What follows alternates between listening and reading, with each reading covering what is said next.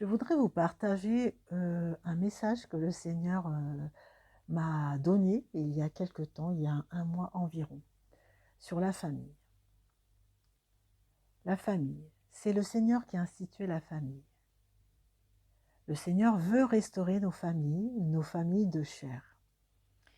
Il va d'abord restaurer les couples.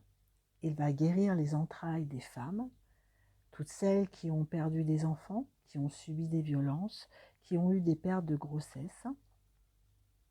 Puis il va guérir les entrailles des hommes. Il veut que les hommes se lèvent et prennent leur place. Il y a comme un déséquilibre dans les couples. Le Seigneur veut nous faire grandir dans l'amour. Il veut que l'homme aime sa femme comme Christ a aimé l'Église et que la femme aime son mari comme Christ a aimé l'Église. Que l'homme et la femme soient au service de l'un et de l'autre. Dans Éphésiens 5, 25, il est écrit « Marie, aimez vos femmes comme Christ a aimé l'Église et s'est livré lui-même pour elle. » Quand le couple sera restauré, les enfants le seront aussi. Les enfants sont des bénédictions et non des malédictions. Même les enfants déficients. Les enfants sont le fruit des entrailles. Dans Psaume 127, 3, il est écrit « Voici, des fils sont un héritage de l'Éternel. Le fruit des entrailles est une récompense. »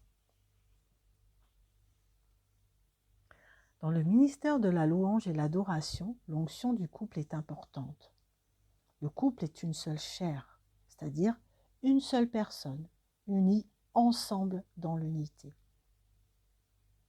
Dans Marc 10, versets 7 et 8, il est écrit « C'est pourquoi l'homme quittera son père et sa mère et s'attachera à sa femme, et les deux deviendront une seule chair. Ainsi, ils ne sont plus deux, mais ils sont une seule chair. »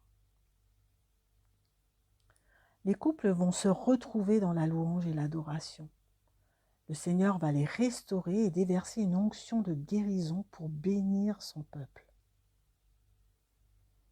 Quand la famille entière sera restaurée, elle brillera dans le monde et amènera les gens à Christ, des couples à Christ et des familles à Christ. Soyons de bons témoins de Christ. Les grands-parents sont importants pour le Seigneur dans la famille. Les vieillards, les personnes âgées, les cheveux blancs.